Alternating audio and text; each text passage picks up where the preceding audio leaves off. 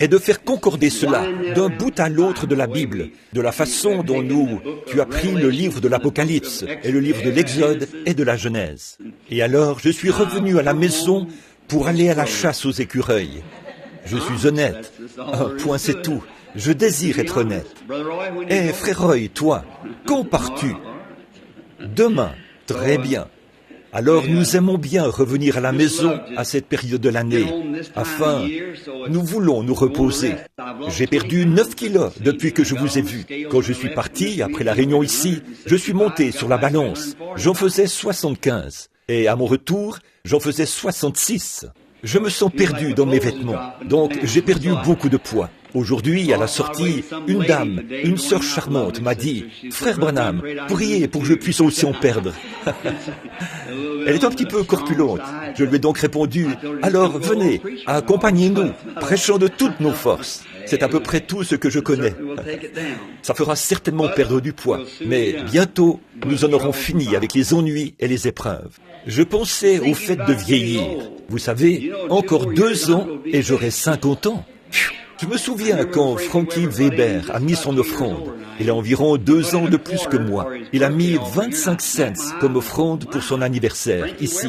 Je l'ai bien regardé et je me suis dit, oh là là, Frankie Weber, tu as 25 ans, un quart de siècle. Maintenant, c'est la moitié. Ça ne traîne pas, n'est-ce pas? Ça ne fait qu'avancer. Nous n'allons pas rester longtemps. Là, ce matin, alors que notre bien-aimé frère apportait ce message absolument remarquable, je suis sûr que nous l'avons tous apprécié.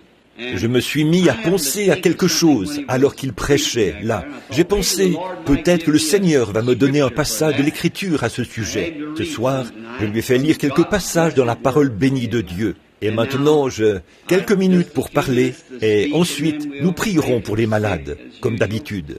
Et mercredi soir qui vient, si le Seigneur le permet, j'aimerais commencer dans l'Épître aux Hébreux, si ça va. L'Épître aux Hébreux, pour une leçon, et puis continuer peut-être dimanche matin ou dimanche soir. Ensuite, le mercredi soir suivant, peut-être reprendre cela, continuer simplement à faire le lien dans les Écritures. Et il y a certaines choses que j'ai remarquées dans l'Église en passant, des choses, à mon avis, qu'il faudrait enseigner. Vous savez, des choses qui affaiblissent un peu les gens. Je pense qu'on pourrait reprendre ça dans les Hébreux. C'est un très bon chapitre, un très bon passage à lire. Maintenant, frère Neville, cela m'est venu à l'esprit en venant ici.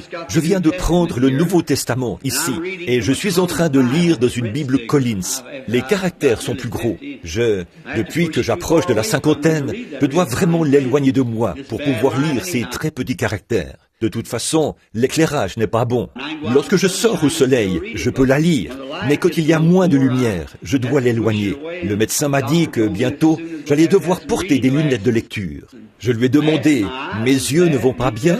Il les a examinés. Il m'a dit, non, 10 sur 10, c'est excellent. 20 sur 20, c'est normal. Et 15 sur 15, c'est mieux. Et 10 sur 10, c'est tout ce qu'il pouvait lire. Ainsi, de loin, je pouvais lire partout où il voulait. Il enlevait quelque chose et j'ai commencé à lire. Quand il s'est rapproché, j'ai ralenti de plus en plus. Je me suis arrêté quand on est arrivé à peu près à cette distance. Il a dit, oh oui, vous avez plus de 40 ans. J'ai dit, oui.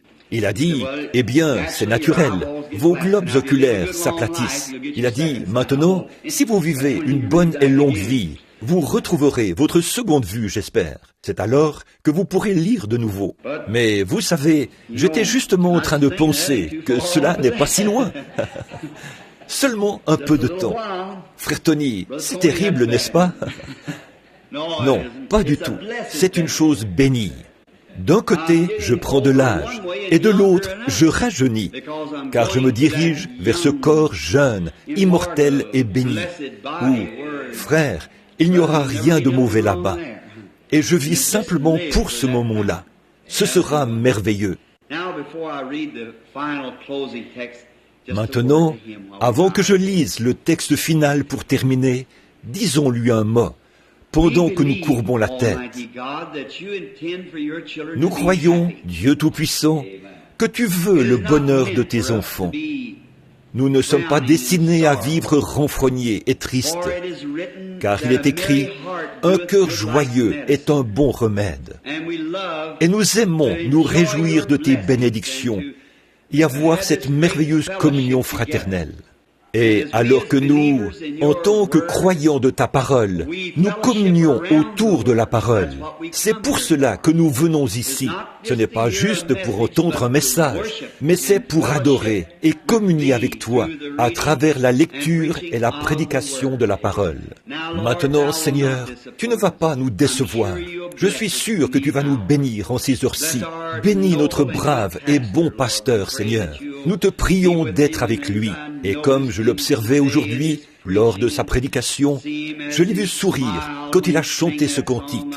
Bientôt, j'en aurai fini avec les ennuis et les épreuves. Et ces sœurs qui chantaient ça sous les tonnelles et dans les rassemblements religieux en campement, un de ces jours, cela sera fini. Alors nous irons vers ce glorieux repos. Maintenant, Père, bénis-nous, tandis que nous lisons ta parole. Et nous l'avons lue. Rafraîchis nos esprits et nos cœurs. Parle-nous ce soir. Et quand le service sera terminé et que nous repartirons à la maison, puissions-nous dire, nos cœurs ne brûlaient-ils pas au-dedans de nous lorsqu'il nous parlait en chemin, car nous le demandons au nom de Jésus. Amen. Bon, avec un si bon message évangélique comme nous l'avons eu ce matin, je pensais, vous savez, que Frère Neville parlait de la suralimentation des enfants, ce qui peut arriver. Mais maintenant, ce soir, nous allons seulement faire un petit exposé pour l'Église. C'est seulement un exposé pour l'Église. Et je désire lire un autre passage de l'Écriture dans le Nouveau Testament, Matthieu, chapitre 24, et le verset 35. C'est Jésus qui parle.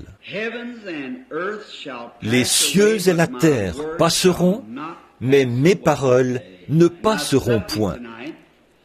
Mon sujet de ce soir, c'est les mémoriaux. Les mémoriaux de Dieu ont fait leur preuve.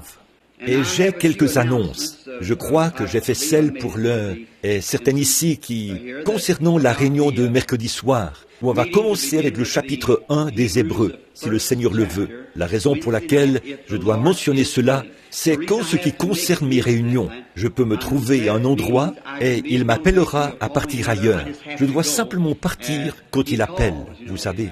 C'est pour ça que je ne peux pas être comme frère Oral Roberts et ces hommes-là qui prévoient leur réunion 2 ou 3 ans à l'avance. Et nous serons là, ces grands gaillards à la fois costauds.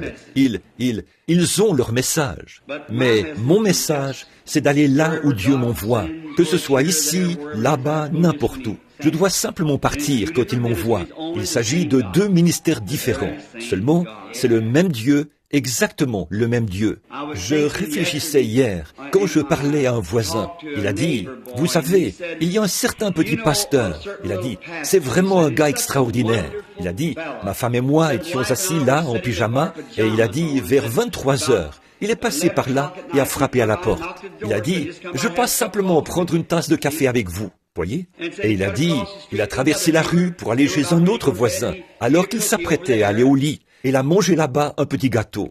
Et simplement, et puis il a dit, il avait une petite école biblique pour les jeunes enfants. Et il avait là tellement de petits, lui et sa femme, qu'ils ont dû dresser des tentes à l'extérieur pour accueillir ces enfants. Je suis rentré et me suis mis à réfléchir. Tu sais, c'est exact. Ça, c'est un petit gars extraordinaire. Et je crois, frère Freeman ici, je crois que son fils va à l'église luthérienne de la foi, ici. Un petit homme extraordinaire. Et son épouse. Ils font un grand travail pour le Seigneur. Et j'ai pensé, je me suis mis à laver ma voiture.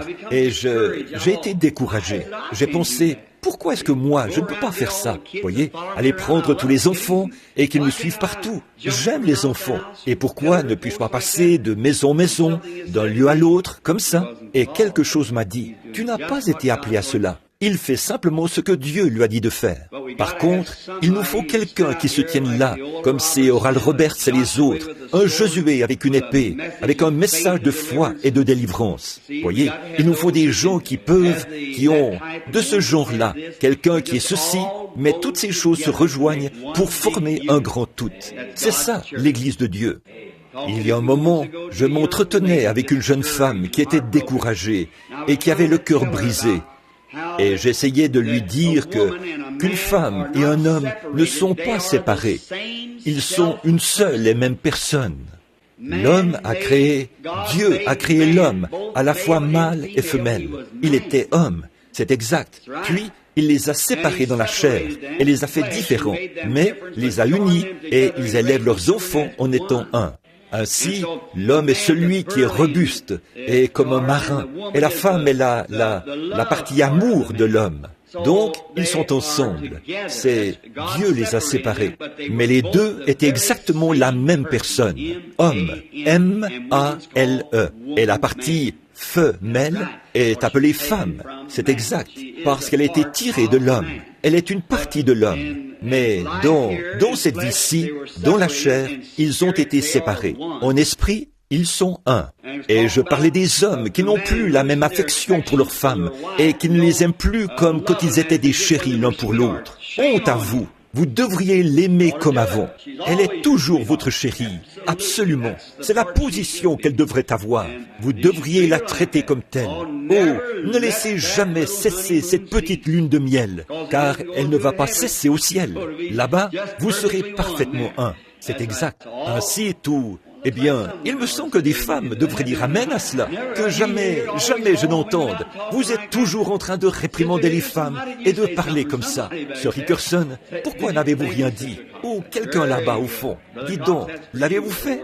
Merci, Sir Cox. C'est très bien. Frère Cox, c'est pour toi, où que tu sois maintenant. Très bien. Oui, monsieur, nous ne devrions jamais oublier de nous honorer les uns les autres. Soyez toujours des chéris. Ne laissez jamais cela cesser. Il n'y a pas longtemps, un jeune catholique est venu me voir. Sa femme était en train de se séparer de lui. Il a dit, « Billy, ça m'embête de venir te voir. Je suis catholique et toi protestant. » Il a dit, « Récemment, le prêtre m'a chassé de chez moi. » J'ai dit, « Qu'est-ce qu'il y a, Ham ?» Il a dit, eh bien, il m'a dit, je bois un peu. Et il a ajouté, le soir, je travaille dur. Il a dit, ma femme trouve que chaque soir, en rentrant, je devrais l'embrasser et la serrer dans mes bras et me comporter comme si nous étions sur le point de nous marier. Il a dit, nous sommes mariés et avons beaucoup d'enfants. Et il a dit, nous, c'est le moment. J'ai dit, hé, un instant, mon gars, tu as tort. C'est exactement pareil à ce que c'était avant votre mariage. Tu vois, tu dois toujours te souvenir de ça. J'ai dit, elle a maintenant 40 ans. C'est le moment où elle a vraiment besoin de ton attention. Donc, ils sont passés devant le tribunal de divorce. Il a dit, je ne sais pas quoi faire. J'ai dit, va, appelle-la. Si j'y allais moi, comme je suis protestant, elle refuserait de me recevoir. Mais tu vois, il a dit, oh, elle t'apprécie. J'ai dit, alors va, appelle-la. Dis-lui que tu as changé d'avis. Alors, le lendemain, j'ai appelé le juge et je lui ai parlé. Et j'ai dit à ce garçon, je lui ai dit, je serai assis à l'étage inférieur, directement sous l'endroit où le juge va te réprimander. Je prierai pour vous. Ne dis rien à ta femme. D'accord. Donc, j'étais là-bas en train de prier. Au bout d'un moment, j'ai entendu un petit cliquetis dans l'escalier. Et les voilà qui arrivent. Bras dessus, bras dessous, tout sourire. Vous savez, j'ai dit, oh, bien le bonjour. Et il a dit, frère Branham, ça fait un moment que je ne t'ai pas vu. Oui, une demi-heure, voyez. Un moment que je ne t'ai pas vu. Et elle a dit, ça alors, révérend Branham, je ne vous ai pas vu depuis longtemps. Je suis content de vous revoir. J'ai dit, merci, mais j'ai dit, vous avez l'air de deux amoureux. Oh, a-t-il dit, nous allons très bien, n'est-ce pas, chérie? Elle a dit, oui, chérie. Et elle a dit, venez nous voir un de ces jours, révérend. J'ai dit, merci beaucoup. J'ai dit, au revoir, vous deux. Ils sont passés. Et cet homme s'est retourné et m'a fait signe de la main, comme ça. Tout ça est arrivé. C'est vrai. L'amour triomphe de tout. C'est vrai. Simplement l'amour. Vous pouvez avoir tous vos signes et toutes vos preuves, mais donnez-moi simplement l'amour. Ça règle la question pour moi.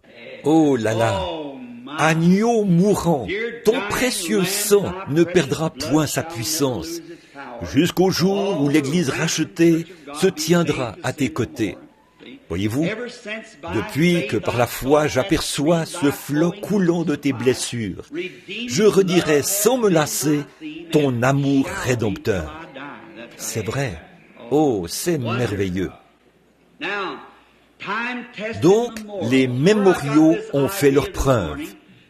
Là où j'ai trouvé le sujet de ce matin, c'est dans notre message de l'école du dimanche, le message évangélique dans lequel notre frère parlait d'Élie. Quand il voulait, ces gars des écoles des prophètes, qui voulaient construire une sorte de grande école. Et ça m'est venu à l'esprit, et j'ai eu cette pensée à propos des mémoriaux. Or, un mémorial, c'est quelque chose d'important. Nous apprécions les mémoriaux. Et dans cette vie, beaucoup d'hommes ont essayé de laisser derrière eux une sorte de mémorial. Presque tous les hommes aiment faire ça. Mettre sur leur tombe une grande plaque. Il n'y a pas de mal à ça. Certainement, j'apprécie cela. C'est bien. Et puis, beaucoup essayent de bâtir de grands monuments. Il y a un mémorial auquel j'aimerais faire allusion maintenant. Il se trouve dans l'Ohio, et il y avait là un incrédule. Son nom m'échappe. J'ai la photo quelque part chez moi dans ma collection. Il était si fermement opposé au christianisme qu'il voulait qu'un mémorial soit érigé en souvenir de lui après sa mort, le montrant, son pied posé sur la Bible, pointant vers le bas comme ça, et disant « À bas les superstitions religieuses, vive la science moderne ». Et au moment de mourir, il a dit « Si je me suis trompé, les serpents ramperont hors de ma tombe ». Quand il est mort, alors qu'il pelletait la terre dans la tombe, ils ont tué 2 ou 3 grosses vipères. Et aujourd'hui, dans ce cimetière, un ministre a récemment pris une photo et l'a apportée pour me montrer. Et suspendu aux chaînes qui entourent son lot, ce cimetière est un endroit magnifique.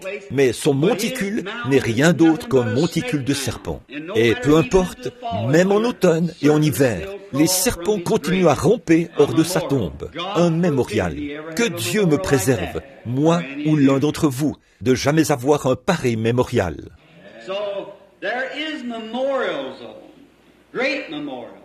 Mais il y a des mémoriaux, de magnifiques mémoriaux. Je pense à Josué, le vaillant guerrier. Quel grand homme il a été, lui qui a pris l'armure de Moïse, comme chef de ces 2 millions de Juifs. Moïse qui avait été choisi, appelé, mis à part pour un service.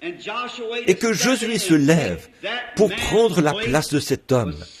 C'était vraiment faire quelque chose de grand, succéder à ce prophète. Un vaillant guerrier, appelé, prédestiné et ordonné de Dieu. 400 ans bien avant sa venue, Dieu avait dit qu'il les délivrerait et les visiterait. Et quel guerrier Moïse avait été.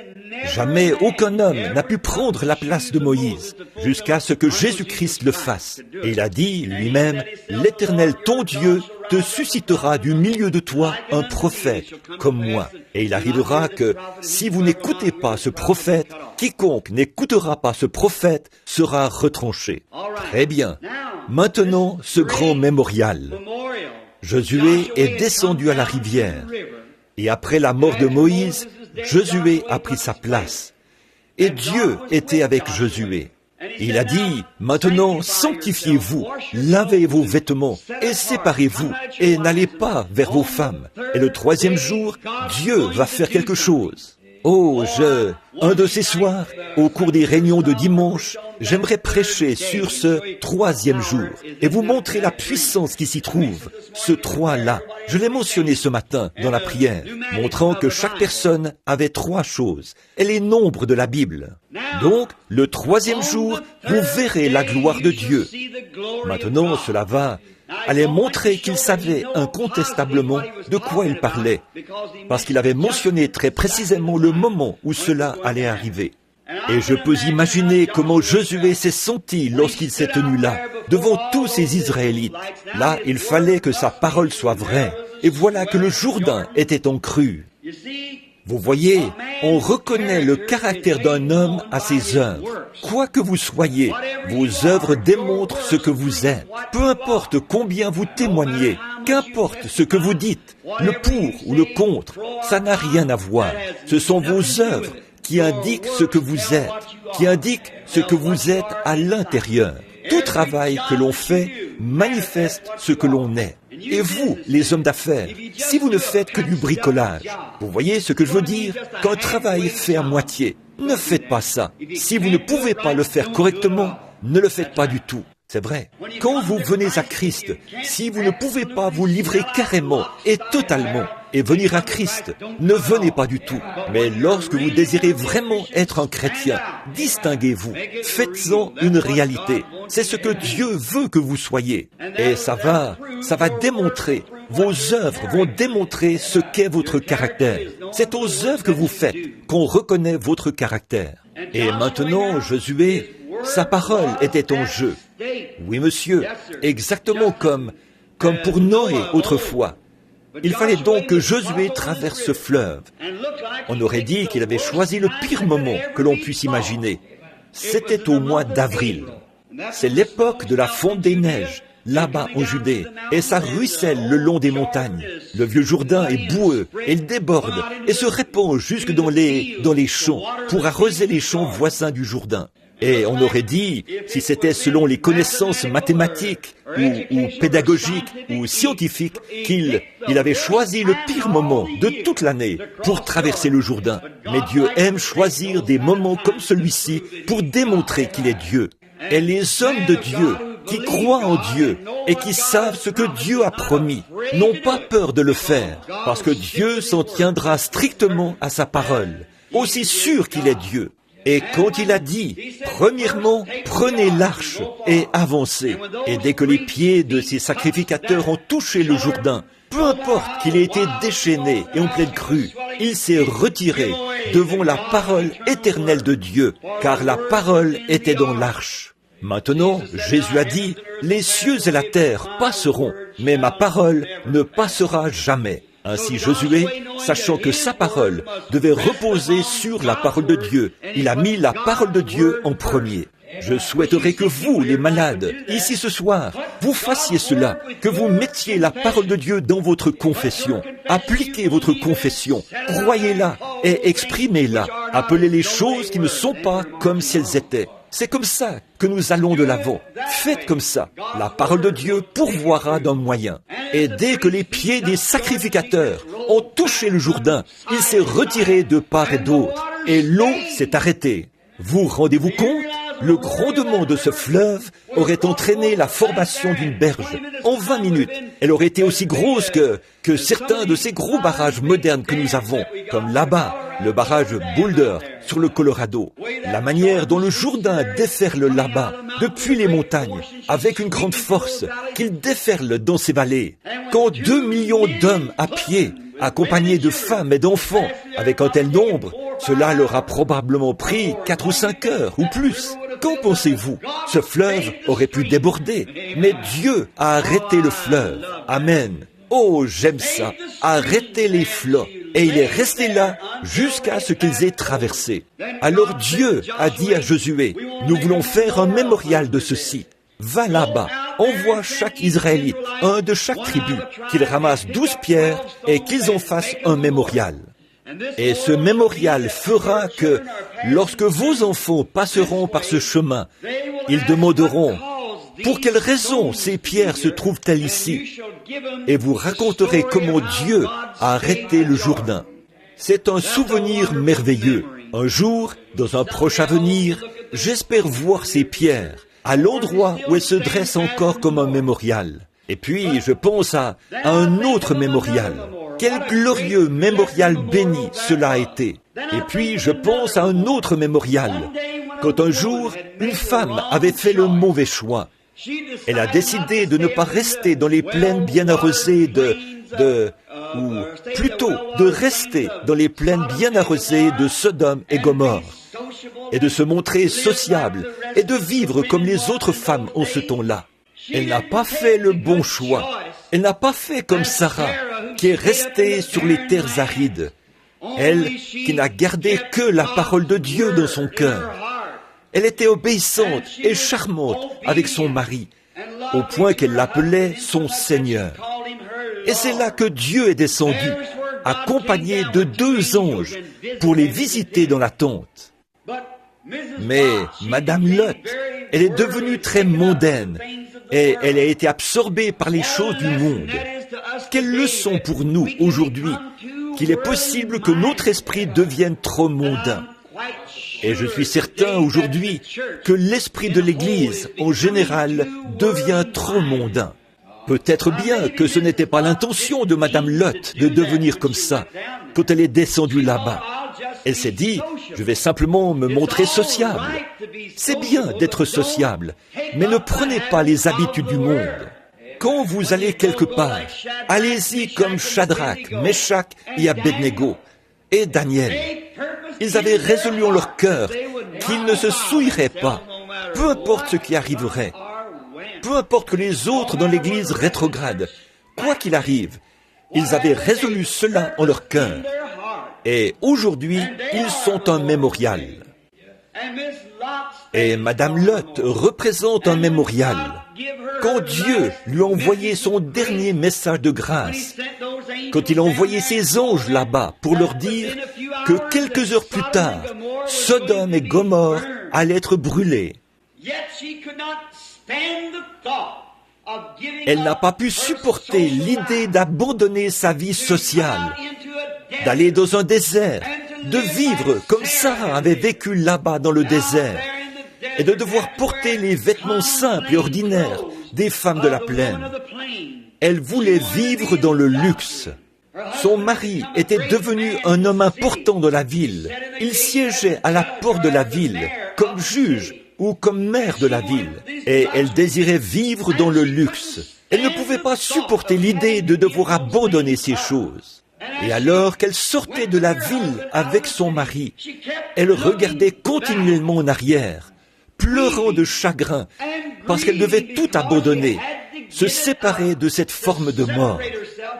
Jésus a dit, « Quiconque met la main à la charrue et qui même se retourne pour regarder en arrière n'est pas digne de labourer. » Quelle sorte de gens devrions-nous être? Celui qui met la main à la charrue et qui ne retourne pas en arrière, mais ne fait que se retourner pour regarder en arrière, n'est même pas digne de labourer. Oh, nous devrions garder les yeux et nos cœurs saints. Peu importe ce que font les autres, peu importe ce que fait l'Église, peu importe ce que fait le voisin, peu importe ce que fait n'importe qui d'autre, gardez vos cœurs centrés sur le calvaire. Ne vous arrêtez même pas pour regarder en arrière. Nous n'avons pas le temps de regarder en arrière. Et cette femme, parce qu'elle a fait ça, Dieu a donné un mémorial à tous ceux qui se retournent pour regarder en arrière, après avoir accepté Christ à un moment donné comme leur sauveur personnel. Elle est devenue une statue de sel. Et elle se tient là jusqu'à aujourd'hui. On peut la voir dans les champs. Une femme debout, la tête tournée, regardant en arrière. Et elle regarde en arrière par-dessus son épaule gauche. Elle regarde en arrière vers les champs. Son cœur était là-bas derrière. Pourtant, c'est comme si on l'avait forcé à faire ça. Et aujourd'hui, bien des gens acceptent Christ de cette manière-là, car ils sortent du monde avec le sentiment qu'on les force à faire ça. Ils continuent à aspirer après ces choses et à les convoiter. Et ce ne sera pas long avant qu'ils se retrouvent là. Et ils sont de terribles mémoriaux de la grâce de Dieu, de l'amour de Dieu qui leur a été témoigné. Des mémoriaux. Bon, à l'époque de Jésus sur la terre, les Juifs avaient construit un temple comme mémorial. Et ils avaient fait remarquer à Jésus combien ce temple était magnifiquement construit. Et il a dit, il avait fallu 40 ans pour construire le temple, environ 80 ans au total. Pendant 40 ans, ils avaient taillé des pierres dans différentes parties du monde. Pendant les 40 ans de sa construction, il n'y a pas eu le moindre grincement de scie, pas le moindre coup de marteau.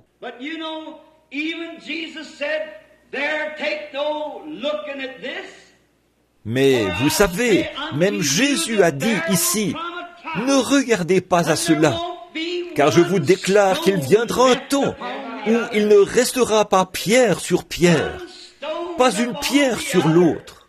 Juste avant cela, il avait prononcé ces belles paroles mémorables. Les cieux et la terre passeront, les temples passeront, les mémoriaux passeront, mais ma parole demeure le mémorial éternel. L'arche a pourri il y a des années. Les tombeaux des prophètes se sont effondrés. Et tous les autres mémoriaux sont tombés en ruine avec le temps. Et les pierres ont été emportées. Mais la parole de Dieu demeure exactement la même, magnifique au siècle des siècles, aussi vivante et rafraîchissante ce soir pour les croyants d'aujourd'hui qu'elle l'était au jour où elle était prononcée. Pas étonnant qu'elle lit ce matin dans le message que notre frère nous a apporté. Quand ils ont voulu construire une grande école pour les prophètes comme mémorial, Élie, lui, a choisi quelque chose de meilleur, un miracle de Dieu pour faire remonter un instrument qui était tombé et le faire flotter sur l'eau. C'était la parole du Seigneur. Et ce soir, celui qui recevra la parole du Seigneur dans son cœur comme mémorial fait bien mieux que ceux qui essayeraient d'ériger un grand mémorial.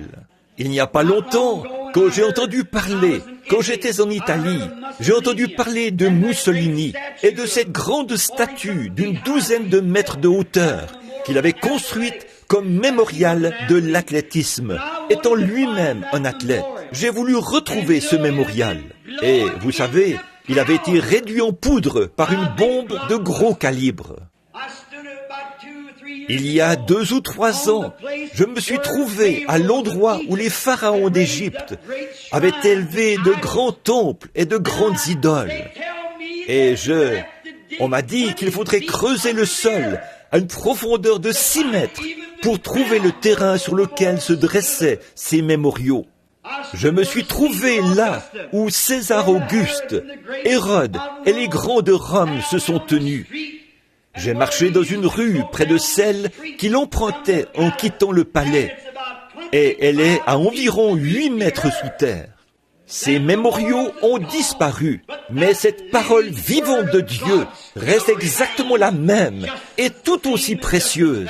Voilà un mémorial. Alors je dis aujourd'hui, frères, les choses que vous faites, les paroles que vous prononcez, comment vous traitez votre prochain et ce que vous faites au sujet de Christ, tout cela sera un mémorial éternel. Vous pouvez avoir une belle maison à laisser à vos enfants. Vous pouvez travailler pour laisser des biens à vos enfants. Mais moi, je préfère leur laisser la parole de Dieu plutôt que toute autre chose. Ces maisons disparaîtront. C'est tout à fait en ordre. C'est bien. Je n'ai rien contre ça. Mais ne faites pas ces choses mineures en négligeant les grandes choses. Vous voyez ? Parce que la parole la maison va périr, et les gens périront avec elle. Mais la parole de Dieu les ressuscitera dans les derniers jours. Elle leur redonnera la vie éternelle et immortelle.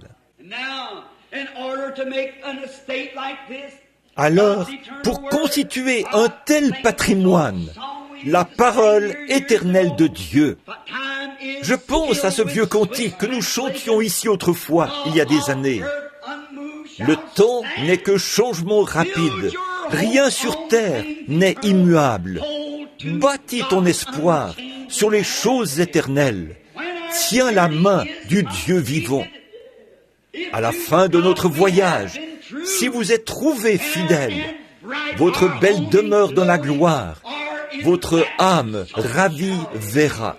C'est tellement mieux de regarder là, alors que vous vous dirigez vers le soleil couchant, que vos veines se refroidissent dans votre corps, que vos enfants sont là autour du lit, en sachant que vous avez construit un mémorial, que, mes chéris, un jour papa vous retrouvera de l'autre côté.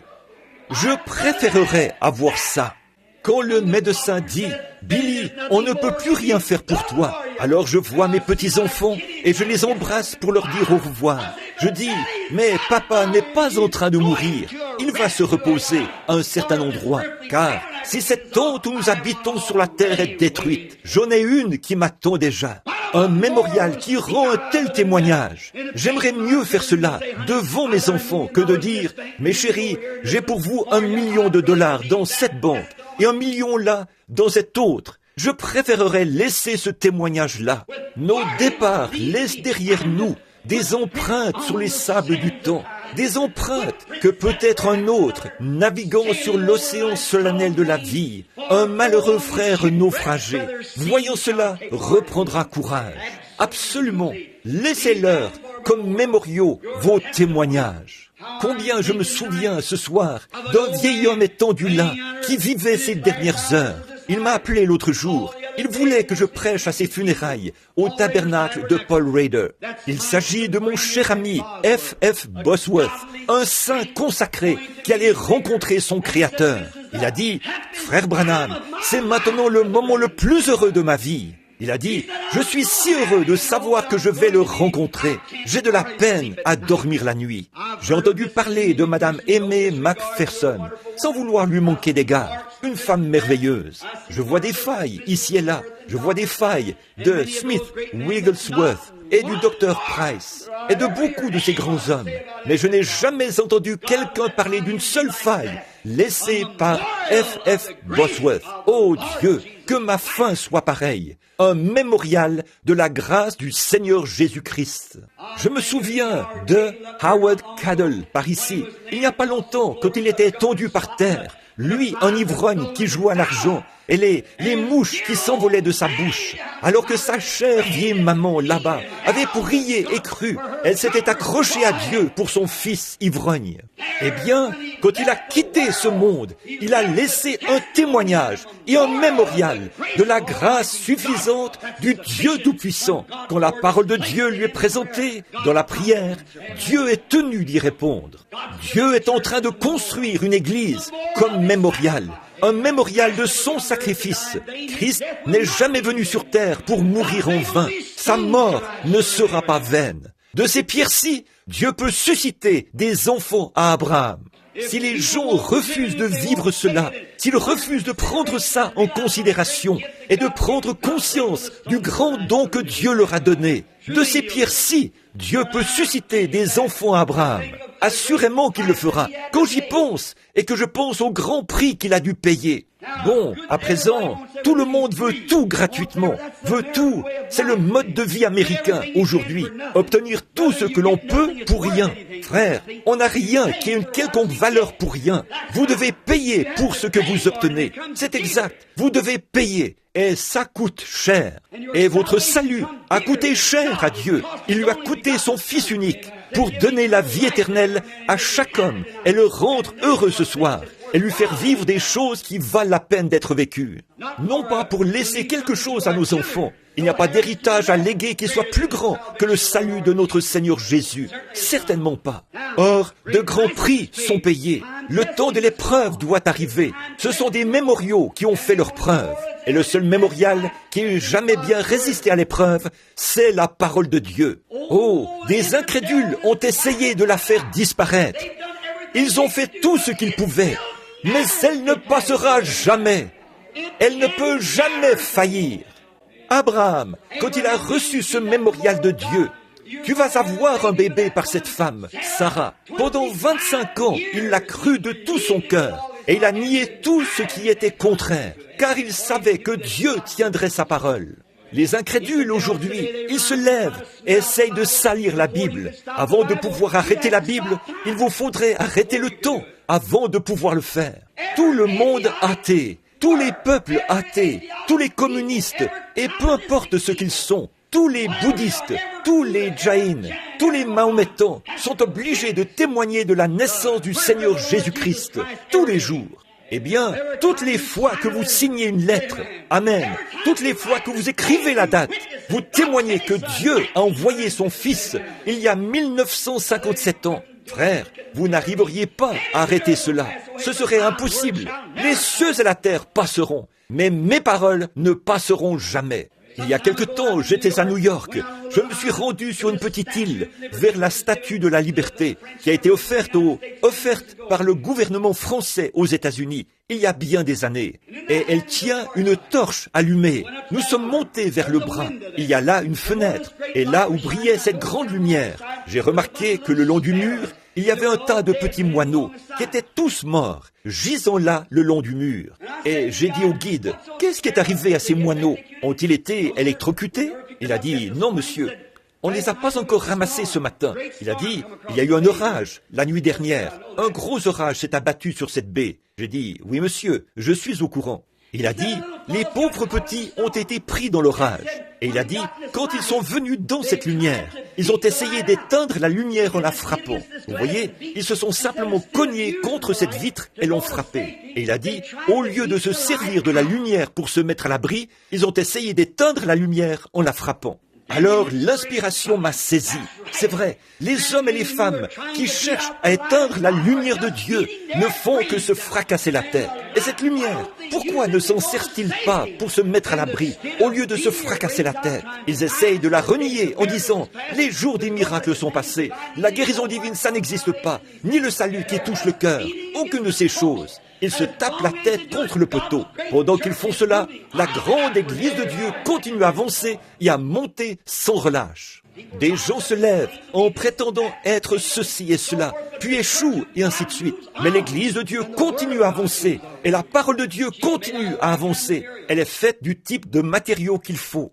Il n'y a pas longtemps, là-bas en Australie, la grande Australie qui dépend de la couronne britannique, c'est comme l'Afrique du Sud, qui est juste de l'autre côté par rapport à l'Australie. À Sydney, il y a une grande ville qui longe la baie, là-bas. Frère Biller sait probablement plus de choses à ce sujet que moi. Quoi qu'il en soit, il voulait construire un pont pour relier le nord de Sydney au sud de Sydney. Ils ont lancé un appel dans tout le pays pour trouver des architectes, des constructeurs de ponts, pour qu'ils viennent construire ce pont. Aucun n'a accepté. Personne n'a osé accepter.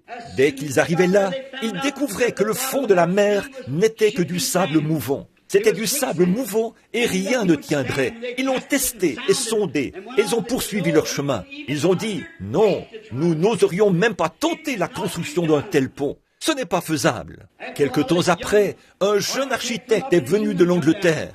Un homme célèbre, un homme réputé, qui avait une bonne réputation. Oh, j'aime ça. J'aime un homme qui a une réputation. Oh, vous n'avez pas besoin d'être un homme important.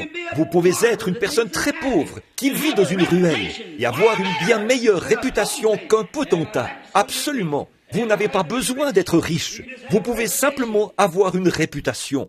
Elle déclare votre réputation, ce que vous êtes. Elle fait de vous ce que vous êtes. C'est ce qui vous donne votre réputation. Et on vous connaît par votre réputation. Cet homme est allé là-bas avec une excellente réputation. Il a examiné la situation à fond. Il a arpenté la rive pendant plusieurs jours. Il l'a examiné. Il a testé la chose.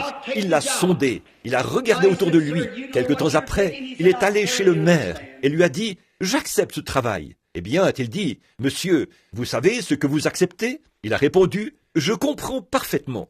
Il a dit « Eh bien, ce grand architecte a dit, des architectes américains et des architectes du monde entier, des constructeurs de ponts sont venus ici et ils ont eu peur d'entreprendre ce travail. » Il a dit « Mais monsieur, moi, je n'ai pas peur de ce travail. Je l'accepte. » Il a dit, je suis conscient que j'ai une réputation dans le monde entier en tant que constructeur de ponts, mais je vais mettre ma réputation au jeu, car je suis capable de le construire. Oh, il avait une vision. Avant qu'un homme puisse se faire une réputation, il doit avoir une vision de ce qu'il fait. Oh, béni soit le Seigneur. C'est pour cette raison qu'il y a un ciel où aller. C'est pour cette raison que nous pouvons avoir une réputation comme chrétiens. Nous savons quel genre de matériaux se trouve dans cet édifice. C'est vrai, il y a le sang de Jésus-Christ dans cet édifice. C'est vrai, son sang qui tâche à laver tous les péchés. Il m'a retiré des ruelles de l'enfer et a fait de moi son serviteur. Alors, je crois en lui. Je suis donc passé de la mort à la vie. Et tous les croyants aussi, parce qu'ils ont confiance et qu'ils croient en ce grand constructeur, ce grand architecte. Alors quand cet homme a fait cela, ce qu'il a d'abord fait, pour s'assurer qu'il avait raison, il est allé là-bas. Et il a dit, maintenant, avant de commencer la construction de ce pont, il faut que nous trouvions un fondement solide. Il faut que nous allions le chercher. Il savait que tout au fond, sous ce sable, se trouvait l'écorce terrestre. C'était du rocher solide. Qu'a-t-il fait si ce n'est de se procurer d'énormes pompes? Il est arrivé sur les lieux, il a fait descendre de gros tuyaux et, à l'aide de ces pompes, il a soufflé vers l'extérieur tout ce sable mouvant jusqu'à trouver le rocher solide. Une fois le rocher dégagé, il a ancré là-dedans de gros boulons et il a préparé la place. Et c'est ce qu'il a fait à chaque endroit. Puis, il est allé chercher les meilleurs architectes qu'il puisse trouver pour l'entourer, les plus grands scientifiques, le meilleur matériel. Il a fait venir l'acier pour son pont. Quand il a fait cela, il n'a pas voulu placer là une seule pièce d'acier, pas même un boulon, qui n'ait été premièrement testé scientifiquement, pour voir s'il y avait des défauts à l'intérieur, pour voir si des petits trous d'air s'étaient formés pendant la fabrication à la fonderie, pour voir si cela avait été bien vérifié. Oh, quel mémorial ce serait si, pour sa réputation de constructeur de pont, s'il a pris tant de peine pour s'assurer que le pont serait sûr. Quelle peine pensez-vous que Dieu a prise pour s'assurer que cette église soit en sécurité? Oui, monsieur, il y a un mémorial de la mort de Christ. C'est son église. Certaines personnes refusent de vivre cela, mais d'autres l'acceptent. Mais c'est un temps d'épreuve. Dieu met les gens à l'épreuve aujourd'hui pour qu'ils soient ses mémoriaux. Très souvent, les gens disent « Oh, je suis tellement tenté. Béni soit le nom du Seigneur pour les tentations. Quand je suis faible, c'est alors que je suis fort, a dit Paul. » Chaque fils qui vient à Dieu doit premièrement être éprouvé et testé. Et ces mises à l'épreuve deviennent plus douces et plus précieuses pour vous que l'or précieux. C'est l'heure du test. Il y a de nombreuses années, avant l'époque des fonderies, ils avaient coutume de prendre l'or. Et comment ils pouvaient savoir s'il était pur ou pas, qu'il s'était débarrassé de toutes les impuretés, de toute la pyrite de fer? C'est l'or des fous, que toutes les impuretés en étaient sorties. Les batteurs le battaient, et le battaient, et le retournaient, le battaient, et le retournaient, jusqu'à ce que le batteur voie son reflet dans l'or. C'est comme ça que Dieu fait avec son Église. Il vous donne épreuve après épreuve, test après test, épreuve après épreuve, test après test, jusqu'à ce que la vie de Christ se reflète dans votre vie, jusqu'à ce que vous deveniez paisible, sobre, doux, aimable, humble, prêt, soumis, disposé, détournant la tête des choses du monde et regardant tout droit au calvaire, vers celui qui vous frappe.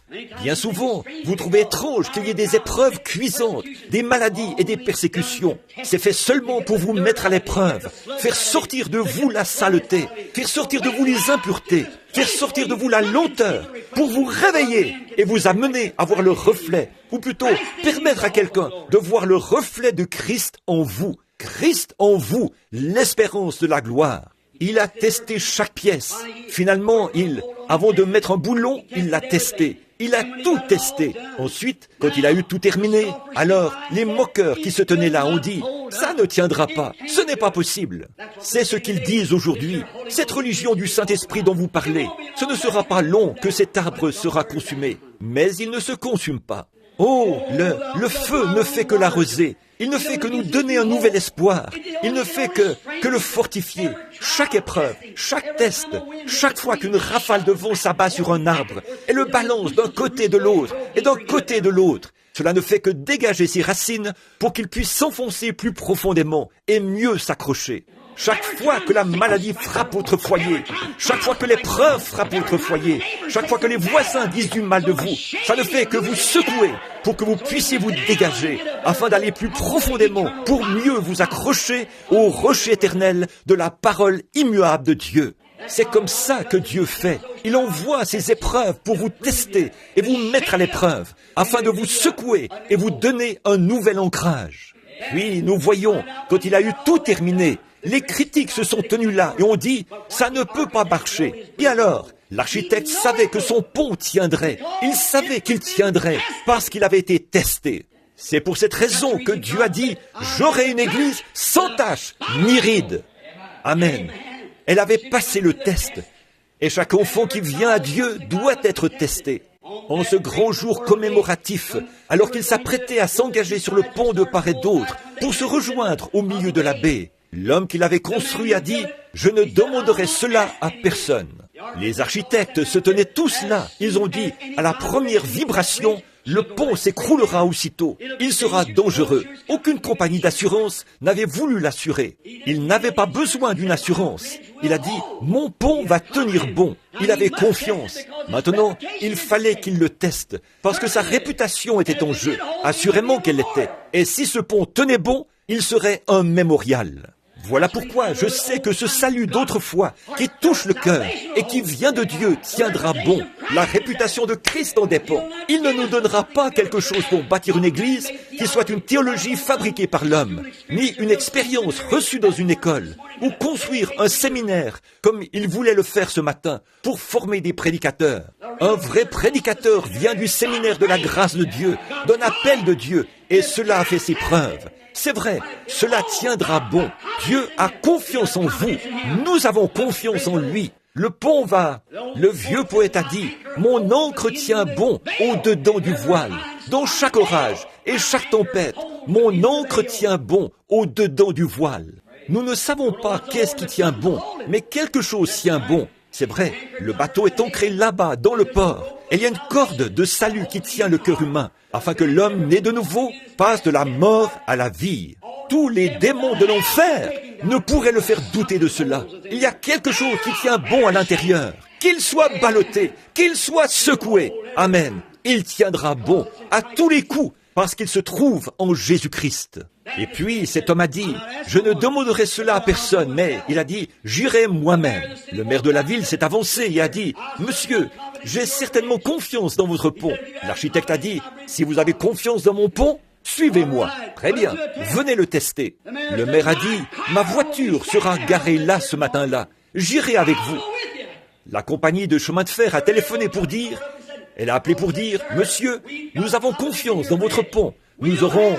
Il a dit, si vous avez confiance dans mon pont, amenez 4 locomotives chargées et mettez-les sur le pont. Si vous avez confiance, suivez-moi. Si vous croyez qu'elle a été testée et éprouvée, si vous le croyez, venez, accompagnez-moi. Et en voyant son courage, beaucoup de gens lui ont écrit des lettres. Voilà ce que les gens cherchent. Ce sont des hommes courageux, pas ceux qui sont mous. Si vous croyez pouvoir vous en tirer en allant à l'église et en disant « Amen » de temps à autre et en criant un peu, en inscrivant votre nom dans un registre et puis retournez vivre comme le diable, vos propres œuvres démontrent ce que vous êtes. Votre caractère le démontre. Mais Dieu, le monde veut voir des hommes courageux. Quelqu'un qui a du courage, qui se tiendra là, comme un mémorial du salut par la grâce de Jésus-Christ. C'est vrai. Le jour où le pont devait être ouvert, les gens sont revenus. Ils ont dit, préparez-vous, préparez vos appareils photo. Tous, les journalistes ont dit, parce que ce pont va s'écrouler. Ce jeune homme s'est avancé là sur le pont, a garé sa voiture, a regardé derrière lui. Il a vu ses locomotives toutes alignées. Il a vu là le maire qui lui faisait signe de la main. Il a regardé. Il a vu des dizaines de milliers de piétons qui se tenaient là, prêts à marcher avec lui. Il a dit que la fanfare commence à jouer. Frère, quand la fanfare s'est mise à jouer, que les sifflets ont résonné, que les klaxons ont retenti, je vous assure que cela a provoqué une terrible vibration. Mais il a traversé le pont à pied et le pont n'a absolument pas bougé. Pourquoi? Il s'est mis tout devant. Parce que, s'il devait s'écrouler, il voulait partir avec. Et Jésus-Christ est venu du ciel, la gloire. De la gloire, il est venu ici-bas pour bâtir une église. Et les matériaux qu'il y place sont des matériaux qui ont fait leur preuve. Vous pouvez peut-être vous avancer à l'autel et faire une confession. Mais quand il découvre des évents et tout, voyez-vous, le monde vous a injecté des vers et tout. Vous ne pourrez pas tenir ferme. Alors il vous rejette, vous écarte. Dieu veut une église qui a fait ses preuves. Pas quelqu'un qui est chrétien aujourd'hui et rétrograde demain, qui est en dedans et en dehors, en haut et en bas. Il ne peut vous placer nulle part. Mais il a une église qui a été testée, qui est passée par les épreuves, qui a connu des pertes douloureuses, la maladie, le chagrin, la mort, et qui tient bon, qui maintient son témoignage. Voilà l'homme qu'il faut, oui, voilà l'homme qu'il cherche. Que vous soyez une personne très pauvre, peu importe. Que vous soyez mendiant, peu importe. Que vous soyez chiffonnier, peu importe. Quoi que vous soyez, Dieu vous met à l'essai. Il cherche des matériaux qui ont fait leur preuve. Je crois qu'un de ces jours, quand cette glorieuse Église, alors que la science déclare, comment est-il possible de perdre cela? La gravitation retient attaché à la terre. Maintenant, je me sens religieux. Je vais vous dire quelque chose. Cette Église qui a fait ses preuves existera un jour. Peut-être que la moitié d'entre eux dorment dans la poussière de la terre. Je ne sais pas où ils sont, mais Dieu a ses matériaux entièrement testés. Un jour, il viendra se placer en tête. Suivez-moi. Il traversera les atmosphères, les stratosphères, sphère après sphère. Il ira jusque dans la présence du Dieu Tout-Puissant, accompagné d'une Église qui a fait ses preuves. C'est un mémorial de sa grâce. C'est un mémorial que Dieu lui donne. Nul ne peut venir à moi si mon Père ne l'attire premièrement. Et tout homme qui vient à Christ est un cadeau d'amour de Dieu. Et Christ le met à l'épreuve. Et s'il supporte l'épreuve, il le place dans le pont, le fixe solidement, lui attribue une position. Il le place là, sachant qu'il tiendra bon jusqu'au bout du chemin. Amen. Des matériaux qui ont fait leur preuve. Sur ce roc, pas sur un roc de fanatisme, pas sur un tas d'émotions, pas sur un tas de théologie d'église, pas sur une dénomination, mais sur ce roc, la parole de Christ, je bâtirai mon église, et les portes de l'enfer ne pourront jamais prévaloir contre elle. Elle sera là. Ce sera un mémorial de sa grâce devant les anges. Quand, un jour, les anges l'ont demandé « Pourquoi descends-tu sur la terre ?» Il reviendra et présentera cette église sans défaut, sans tache, sans ride. Voilà le matériau. Voilà, c'est ça, sa réputation. Il doit le faire. Ce constructeur de pont devait construire ce pont. Il devait le faire ou perdre sa réputation. Christ aura une église et il doit le faire parce qu'il est venu sur la terre et est devenu chair et habité parmi nous et il est devenu péché pour que nous puissions devenir justes. Il est devenu nous afin que nous, par sa grâce, nous devenions lui. Il est venu prendre notre place comme pécheurs pour nous laisser prendre sa place comme fils et filles de Dieu dans la présence de sa majesté. Quelle grâce de la part de Dieu! Comment pourrions-nous dire « Ces paroles ne sont pas vraies. Les cieux et la terre passeront, mais ces paroles ne passeront jamais. » Il y a quelques soirs, un jeune garçon indien, aveugle, depuis qu'il était âgé de 3 ou 4 semaines, a recouvré la vue. Il voyait normalement et il est redescendu de l'estrade. Qu'est-ce que c'était? C'était un mémorial de la puissance et de la grâce de Jésus-Christ qui a fait ses preuves. Que son saint nom soit béni. Le temps de l'épreuve, les épreuves, les difficultés, les secousses et les tiraillements ne servent qu'à détecter des défauts en vous pour voir s'il y en a. C'est Dieu qui vous secoue et vous met à l'épreuve. À l'époque, le grand César Auguste, après une grande bataille très célèbre, où il avait remporté une grande victoire, ils allaient préparer une cérémonie en son honneur à Rome. Il leur a dit « Je veux qu'il y ait un homme digne, qui se tienne à mes côtés quand je défilerai sur mon char. » Il a dit « J'aimerais que quelqu'un partage ses bénédictions avec moi. » Et cette information s'est répandue dans les camps. Tous les officiers ont taillé leurs plumets et poli leurs épées. Ils ont fait briller leurs armures et tout. Ils se sont entraînés à se tenir bien droit et à saluer le roi d'une certaine manière, et ainsi de suite. Et chacun s'est présenté devant lui, revêtu de sa grosse armure, alors qu'il était assis là sur son trône en train d'observer. Et voici, un officier s'est avancé avec son grand et beau plumet taillé en biseau. Il s'est tenu là et a fait son geste de salut. César a secoué la tête. L'homme est parti. Un autre s'est avancé, a fait son geste de salut. César a secoué la tête et il est parti. Plusieurs fois de suite, un soldat après l'autre. Finalement, tout au bout de la queue, un petit fantassin est arrivé. Il n'avait pas de bouclier à polir, ni de plumet à tailler. Néanmoins, il s'est présenté devant César. Il ne savait même pas comment saluer correctement, mais il a simplement baissé la tête et s'est éloigné. César a dit « Attends un instant, qui es-tu? Reviens ici. » Il s'est avancé là, il l'a regardé. Il y avait des cicatrices sur son visage. Il était balafré, défiguré et estropié. Il a dit « D'où te viennent ces cicatrices ?»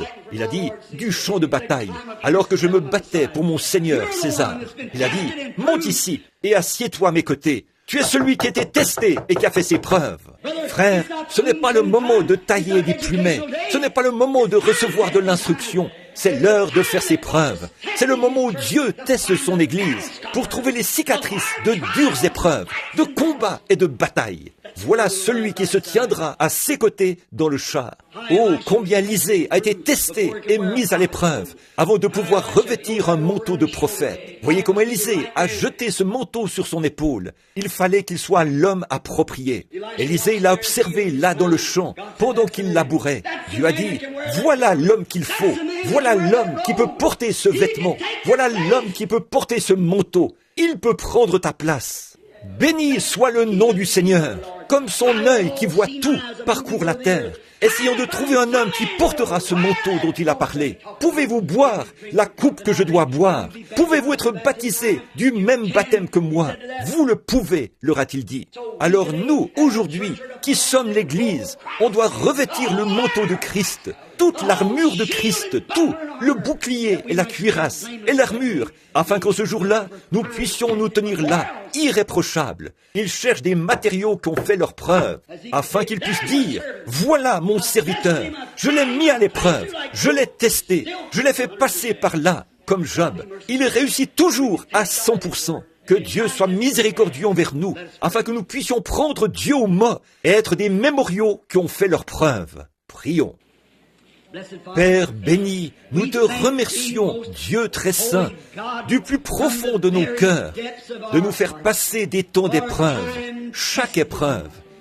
Elle ne nous démoralise pas, Seigneur, mais nous sommes reconnaissants que ta grâce est suffisante pour nous aider à surmonter ces durs moments d'épreuve. Ce soir, combien cela a transporté de joie l'auditoire quand cet homme a parlé de grâce infinie et quand nous sommes arrivés à ce couplet-ci, que de dangers, de labeurs et de pièges j'ai déjà traversé. La grâce m'a mené en sûreté jusqu'à présent et la grâce me mènera à la maison. Oh, cela a transporté de joie le cœur des gens. Nous croyons que cela s'alignait bien avec le message de ce soir, que c'est un temps d'épreuve, par des dangers, des labeurs et des pièges. C'était pour aider le chrétien, celui qui s'est examiné maintenant et qui sait qu'il est resté fidèle par la grâce de Dieu. C'était pour faire honte à ceux qui sont tombés, qui ont des hauts et des bas, qui s'en fichent et qui ont une vie dissolue. Oh Dieu, pas même une cicatrice qui témoigne des combats. Seigneur, nous te prions ce soir de sanctifier l'Église par ton sang sacré et glorieux et de libérer de tous les défauts, de tous les points faibles et de tous les filetages défectueux. Usine-les de nouveau et taraude-les encore une fois, Seigneur, et fais d'eux le bon matériau. Ô Père éternel et béni, écoute la prière de ton serviteur.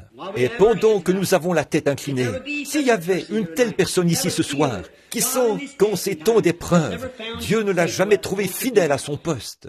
Quand des disputes éclatent, vous jetez-vous dans la mêlée pour y participer. Quand des querelles éclatent, quand l'indifférence, quand des différences surviennent dans l'Église, prenez-vous le parti des sectes et des cliques et ainsi de suite. Écoutez-vous les commérages dans la rue et ailleurs. Si vous êtes coupable de ces choses, vous avez reçu les coups du diable. Alors retournons dans le haut fourneau ce soir et soyons refondus pour en ressortir, débarrassés de ces choses. Que Dieu nous filette et nous prépare pour que ce grand pont soit pris dans l'enlèvement. Si une telle personne est ici et voudrait qu'on pense à elle dans la prière, vous dites, frère Branham, comment saurais-je que ce mémorial éternel et immortel tiendra bon? Je vais vous citer sa parole, selon Jean 5, 24. Celui qui écoute ma parole, pas celui qui va à mon école, celui qui écoute mes paroles et qui croit à celui qui m'a envoyé a la vie éternelle et ne vient point en jugement, mais il est passé de la mort à la vie. Entendez-vous sa parole vous appelez ce soir? Si vous l'entendez et voulez qu'on pense à vous dans la prière, voudriez-vous lever la main? Dites, frère Branham, priez seulement pour moi. Je veux être le matériau qu'il faut, afin que, lorsque Christ emmènera son Église, je ne sois pas... Que Dieu vous bénisse, monsieur. Je ne serai pas incertain. Il me placera directement dans l'Église. Que Dieu vous bénisse, jeune homme. Que Dieu vous bénisse, sœur. Je veux être, que Dieu vous bénisse, frère. Je veux être le type de matériau qu'il faut. Que Dieu te bénisse, petit au fond là-bas. Que Dieu vous bénisse, mon cher frère, par ici. Je veux être trouvé comme du véritable matériau. Je veux être capable de donner le témoignage de l'espérance qui repose en moi. Cette espérance. Que Dieu vous bénisse, sœur. C'est bien, c'est vrai. À quoi cela sert-il, frère Branham, de lever les mains? Vous passez de la mort à la vie. C'est ce que vous faites. Vous défiez chaque loi de la gravitation à l'instant même. Voyez, si vous étiez juste un mannequin de cire assis là, vous ne pourriez jamais lever la main. Vous ne le pourriez pas. Mais cela montre qu'il y a un esprit en vous. Un esprit. Et cet esprit a entendu l'Esprit de Dieu vous parler. Et cet esprit qui est en vous a pris une décision. Alors, ça défie la science. Elle défie la gravitation. Elle se lève, ce qui montre qu'il y a en vous un esprit qui peut vous faire lever la main. Si vous étiez mort, vous ne pourriez pas le faire. Mais vous avez pris vie. Il s'est passé quelque chose. Si vous êtes mort dans le péché et l'offense, Dieu ne peut plus vous parler. Votre main restera baissée. Si vous n'êtes pas mort dans le péché et l'offense, alors Dieu peut vous parler et vous recevrez la vie et vous lèverez la main. Voyez, cela montre que la vie a pris une décision. Vous avez accepté Christ. Vous êtes passé de la mort à la vie. Si vous êtes sincère, soyez sincère maintenant en levant la main. Dites, Dieu, sois miséricordieux envers moi. Fais de moi ce que je dois être et je te servirai toute ma vie. Je veux être trouvé prêt ce jour-là. Soyez béni, mon cher frère, là au fond. Que Dieu te bénisse, jeune garçon. Que Dieu vous bénisse, là-bas, frère. Que Dieu soit avec vous. Que Dieu te bénisse, mon trésor. Très bien. Quelqu'un d'autre. Que Dieu te bénisse, frère Roy, ici. Et que le Seigneur soit avec toi. Oui, Seigneur, que je sois trouvé digne, que je sois trouvé digne. Que Dieu vous bénisse, mon frère tout au fond. C'est certain, Dieu vous voit. Réjouissez-vous. Quelqu'un d'autre aimerait qu'on se souvienne de lui dans la prière en ce moment? Fais de moi. Très bien. Nous allons